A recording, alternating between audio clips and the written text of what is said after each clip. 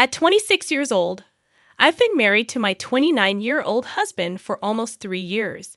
Throughout this time, it's been apparent that my in-laws, including my husband's two 23-year-old twin sisters and his 21-year-old brother, haven't warmed up to me.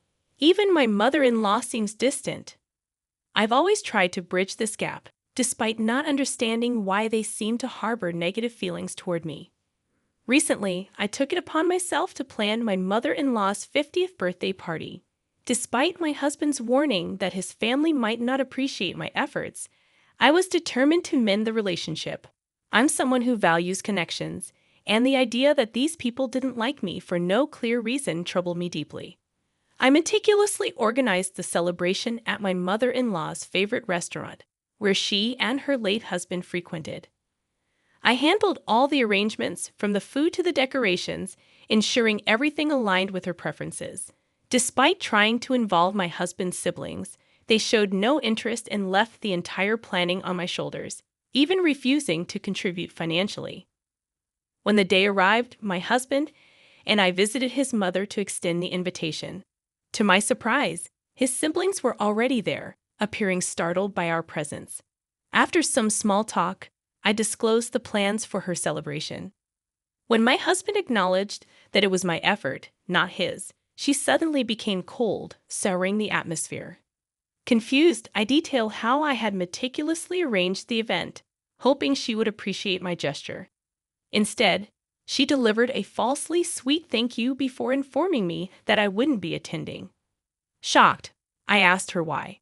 When I asked why, she explained that she wanted her 50th to be an intimate family affair, extending that designation only to relatives, not me. She essentially asked me to keep away. My husband and I were stunned, and in that moment, I realized he had been right all along. She was never going to appreciate any effort I put forth. The smirk on my in-laws' faces infuriated me further. I couldn't contain my frustration.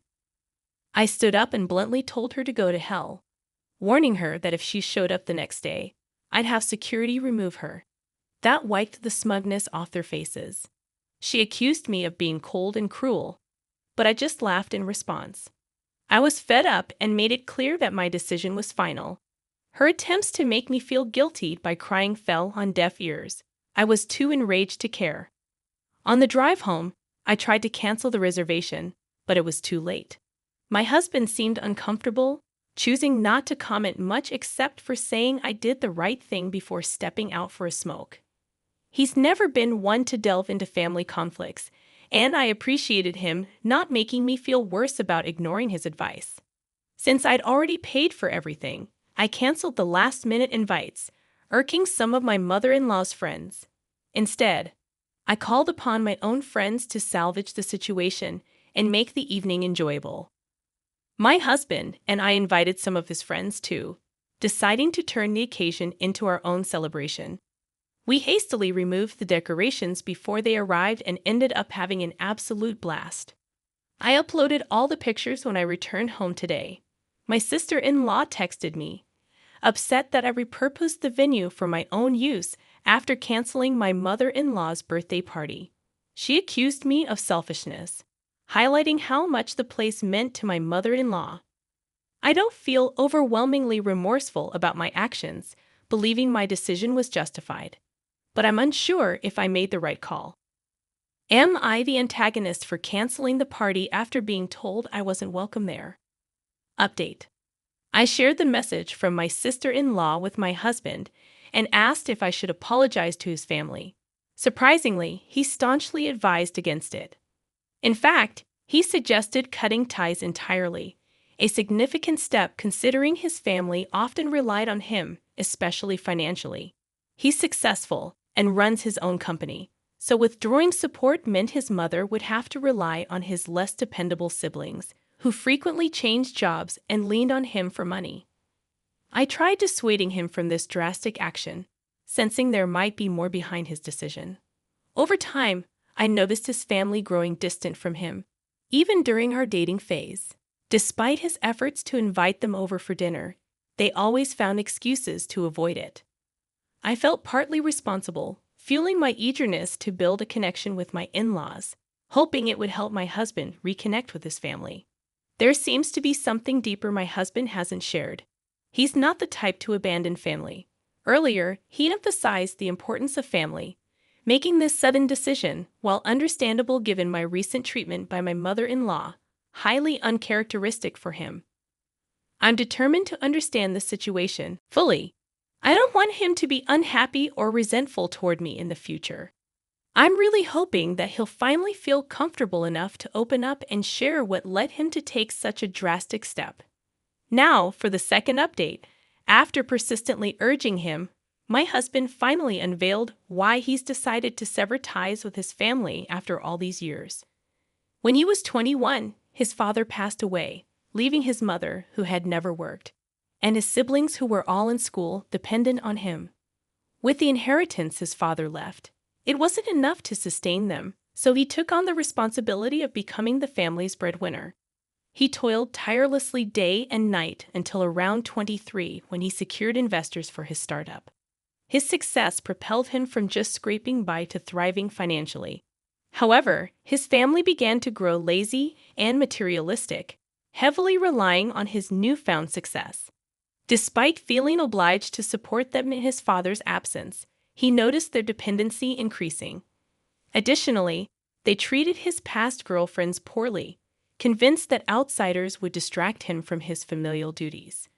When they realized I wasn't going to be driven away so easily, their annoyance grew, and they attempted to poison my husband against me. This led to clandestine fights and arguments during our dating period, where his family pushed him to end our relationship. But he remained resolute about marrying me. As time passed, they resorted to emotional manipulation. Even after years of trying to separate us, they continued to ask him for money. When the birthday incident occurred, his sister attempted to guilt-trip me, while his mother called him to emotionally manipulate him into leaving me due to the perceived insult. Learning about this, my husband reached his breaking point. He realized it was time to let go. I'm still in disbelief at how his family put him through all this, despite him being the sole support for years. My respect for them has evaporated due to their sheer greed. I'm grateful I stood by my husband despite their efforts to break us apart and exploit him for money. I couldn't care less about his financial status.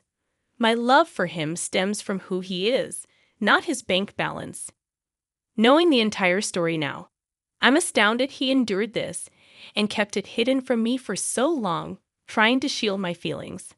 I had hoped for a positive connection with my in-laws, but he understood it was an unrealistic expectation. I believe he's making the right call now. His family deserves to be cut off for their incredible selfishness, greed, and lack of respect for the man who supported them against all odds.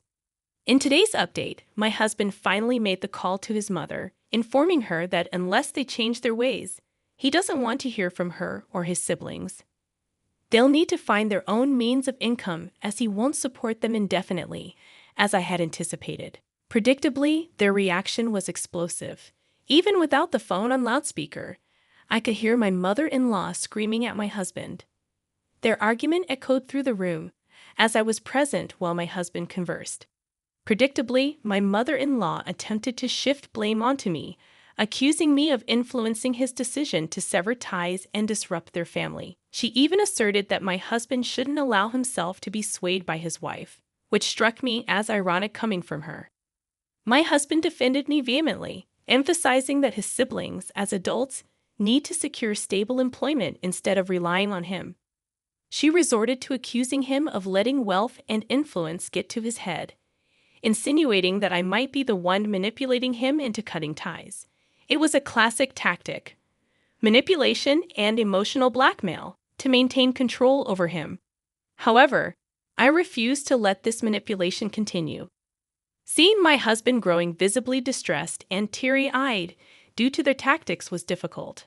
As things intensified, I realized the depth of what she and her other children had been doing. I couldn't stand seeing my husband so distraught. I chose to step in and address the situation. I firmly informed my mother-in-law that my husband had made his decision.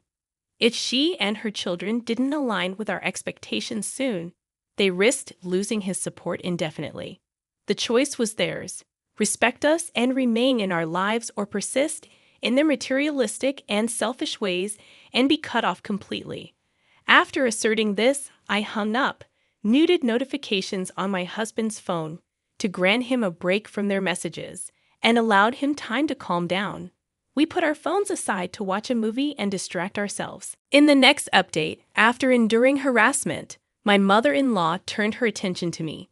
Following the movie, my husband resumed some pending work, and as I checked my phone, I found numerous missed calls and offensive texts from my in-laws. I anticipated this behavior and documented their messages without engaging. While handling work emails, my mother-in-law called again. Accidentally answering, she proceeded to hurl insults at me, making baseless accusations about my character and intentions towards my husband. I chose not to react and simply stated that her accusations reflected her own actions. I expressed satisfaction that my husband was finally liberating himself from freeloaders like them. Subsequently, I blocked my mother-in-law and his siblings on all possible platforms to halt their harassment. It's disheartening how low some people stoop to evade responsibility. I refrained from telling my husband about his mother's call to avoid causing him further stress, but I'm prepared to involve him if their harassment continues. They have no right to disturb our peace. Nearly 2 weeks later, my mother-in-law, accompanied by her children, arrived at our doorstep demanding an explanation for our actions.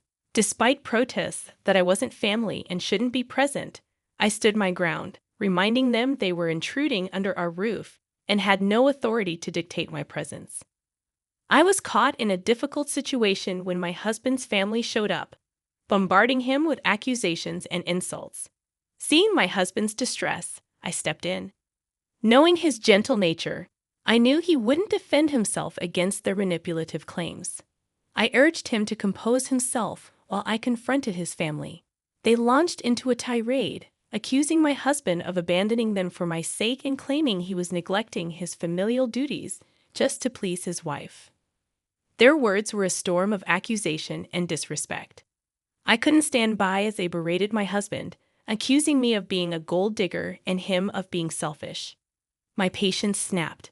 I lashed out, calling them out for being lazy and incapable, surviving on my husband's generosity while offering nothing in return. They were stunned into silence, unable to counter my accusations. Taking advantage of their momentary shock, I demanded they leave before I involved the authorities for trespassing. They departed, but my mother-in-law persisted, emotionally manipulating my husband by implying his deceased father would be disappointed in his actions. Witnessing his emotional breakdown after they left, I spent hours consoling him, feeling regret for ever attempting to mend our relationship with them.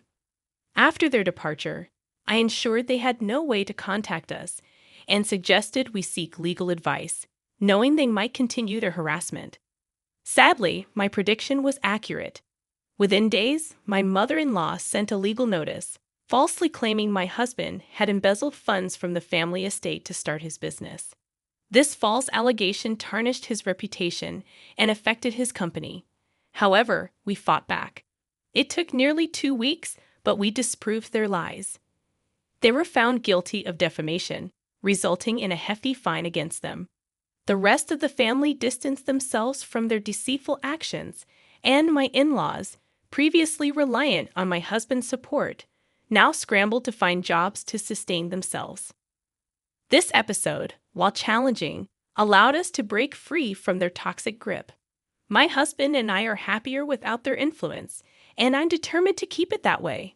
We're moving forward, leaving their drama behind.